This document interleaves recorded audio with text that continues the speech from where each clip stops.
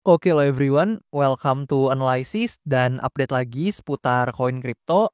Dan di video kali ini berhubung banyak dari kalian yang request ke saya melalui kolom komentar pada beberapa postingan video saya sebelumnya, di mana kalian tuh banyak request seputar koin Sandbox teman-teman, atau The Sandbox yang lebih tepatnya dengan tickernya yaitu SEN. Dan tentu di video kali ini juga kita akan coba nih untuk bahas SEN ini dari segi technical analysisnya maupun dari segi fundamental dan juga tokenomicsnya. Nanti kita akan coba untuk bahas kilas teman-teman. Dan tentu sebelum itu disclaimer dulu bahwasannya video ini sama sekali tidak bermaksud untuk mengajak teman-teman semua menjual atau membeli aset tertentu, dan juga sama sekali tidak bermaksud untuk mempromosikan aset tertentu. So always do your own research karena this is not financial advice. Nah, per video ini saya record untuk SEN ini sudah berada di kisaran harga 0,56an US dollar teman-teman per koinnya. Dan kalau kita cek dari coinmarketcap.com dan kita sortir dari sektor gaming ya, karena Sandbox ini termasuk dalam sektor gaming, di mana di sini peringkatnya secara kapitalisasi pasar adalah peringkat ke-72, tepat di bawah Floki dan juga di atas BIM. Nah, di sini buat teman-teman yang belum tahu, maybe kita kenalan dulu nih sama The Sandbox atau SEN, di mana ini adalah suatu platform ya, yang mana diluncurkan atau diterbitkan pada tahun 2011, dan ini adalah platform metaverse imersif di mana pengguna itu dapat bermain, berkreasi dan sebagainya teman-teman. Jadi memang ini adalah salah satu platform yang masuk ke narasi GameFi. So, teman-teman juga bisa baca-baca nih mulai dari pendirinya, kemudian tujuannya, terus apa yang unik, keunggulannya, dan sebagainya. Teman-teman bisa baca sendiri. Dan teman-teman tenang aja karena informasi seperti ini tuh udah banyak harusnya, dan bahkan udah banyak juga yang menggunakan bahasa Indonesia. So, saya sangat berharap buat teman-teman gak cuma di aset Sandbox ini aja, teman-teman juga di berbagai aset, teman-teman juga pelajari nih itu aset apa, sehingga teman-teman tuh paling enggak dapat ilmu pengetahuan tambahan dan informasi tambahan gitu. Dan untuk artikel sih teman-teman bisa pakai artikel apa aja dan dari mana aja, asalkan sumbernya kredibel dan bisa dipertanggungjawabkan.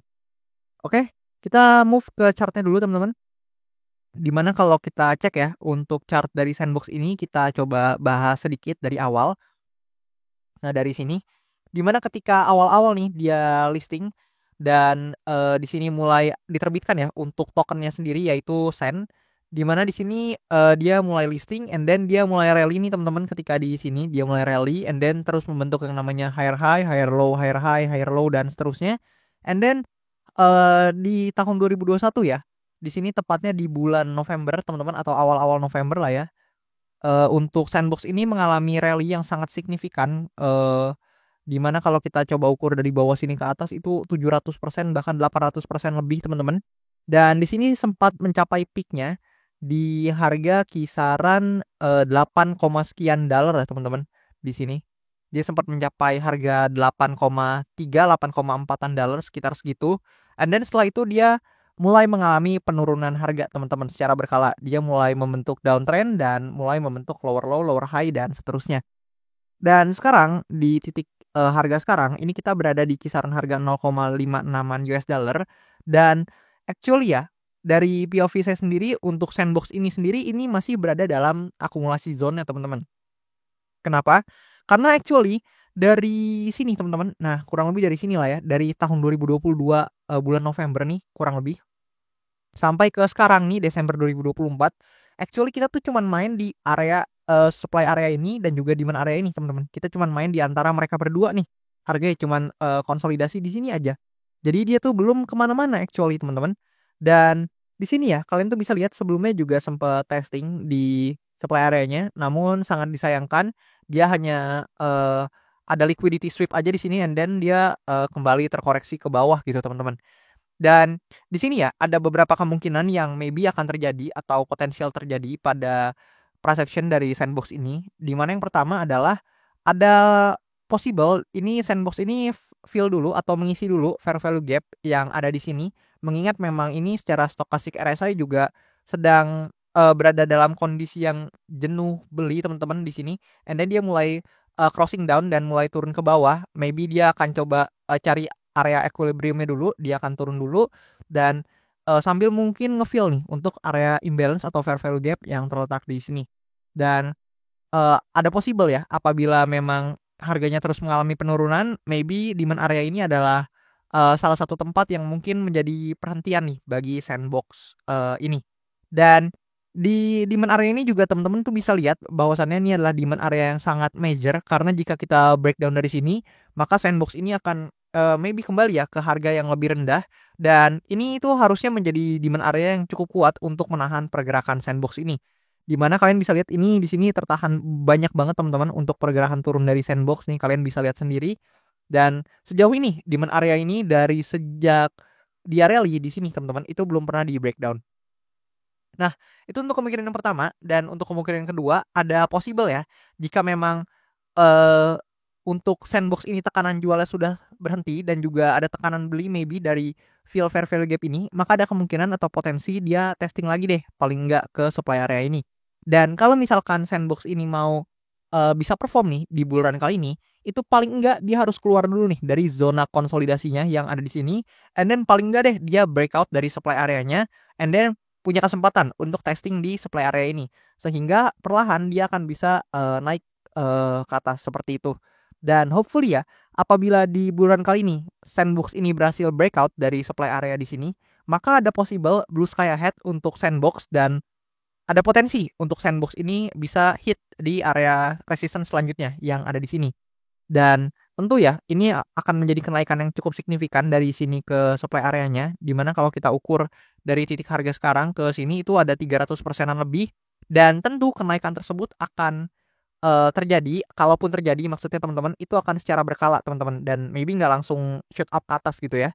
Dan tentu hal tersebut hanya bisa terjadi apabila memang ada tekanan jual yang cukup signifikan di sandbox ini, ada liquidity yang masuk ke dalam, sehingga sandbox itu bisa nih untuk breakout dulu dari supply area yang di sini, kemudian maybe testing dulu pergerakannya seperti ini, and then dia baru maybe testing, baru breakout mungkin, dan baru mulai rally ke atas teman-teman.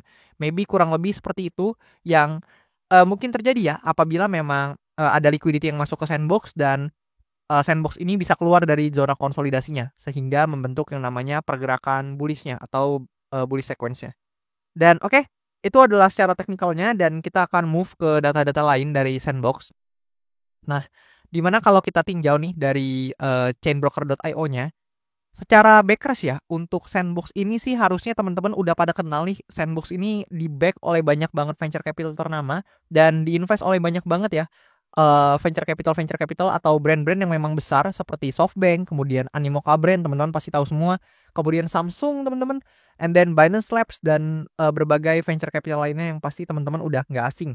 Dan ini termasuk koin yang cukup lama teman-teman, harusnya teman-teman yang dari cycle sebelumnya udah nggak asing banget sama koin sandbox ini dan juga gamenya.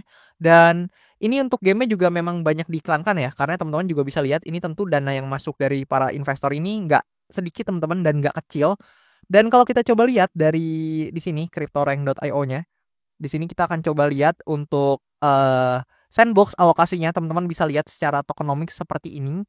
Dan juga kalau misalkan kita slide ke bawah, ini ada yang saya suka sebenarnya dari sandbox, di mana teman-teman tuh bisa lihat untuk alokasinya ini sudah unlock 93,1% teman-teman dari total supply, yang artinya sisa segini teman-teman yang belum di unlock, dan nanti unlock tersebut akan dilakukan di bulan Februari tanggal 14 tahun 2025 mendatang. Dan dengan demikian ini akan menjadi total unlocknya akan menjadi 100%, dan sehingga artinya semua supply sandbox ini akan sudah keluar di pasaran.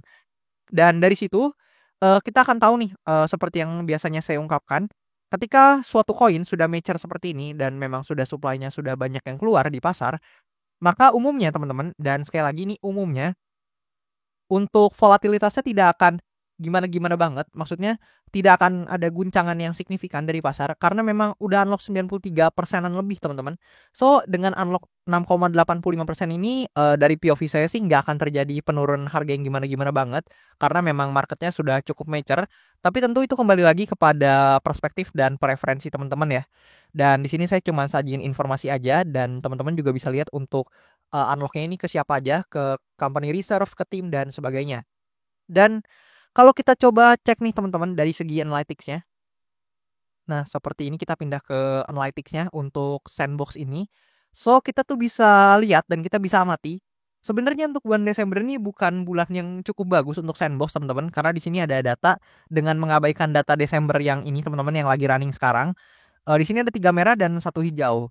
So let's see apakah di bulan Desember ini ada possible untuk berubah jadi hijau atau justru akan merah nih sehingga menambah return negatif di bulan Desember di sandbox ini. Dan kalau kita lihat di bulan Januari ya, actually meskipun ini 2 hijau dan 2 merah, tapi average return-nya itu cukup bagus yaitu di angka 42,1%. So let's see nih teman-teman, mengingat di Q1 ini adalah salah satu quarter terbaik dari sandbox, di mana di Q1 dari masing-masing tahun ini tercatat ada 3 kali hijau atau return positif dan 1 kali doang untuk return negatifnya. So let's see apakah di tahun 2025 sandbox akan bisa bersinar nih, lebih tepatnya di Q1-nya dan mengulangi sejarah-sejarah sebelumnya ya seperti 3 hijau ini, atau justru dia akan merah nih seperti di tahun 2022. Dan oke teman-teman, kurang lebih seperti itu yang bisa saya deliver ke kalian seputar informasi terkait The Sandbox atau CoinSend yang masuk ke narasi GameFi ini. So gimana menurut teman-teman semua? Apakah The Sandbox ini menurut kalian menarik secara utility dan juga projectnya? Atau justru menurut kalian ada kok koin-koin lain yang mungkin berada di narasi serupa atau narasi GameFi yang mungkin lebih menarik dari sudut pandang kalian selain Sandbox ini? So feel free teman-teman untuk komen aja di kolom komentar di bawah terkait pendapat kalian.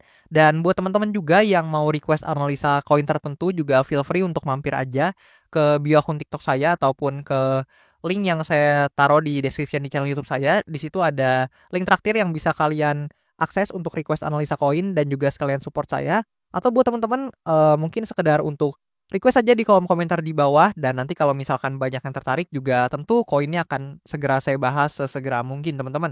Dan tentu that's all dari saya. Thank you banget buat teman-teman semua yang nonton, and I'll see you teman-teman in the next video.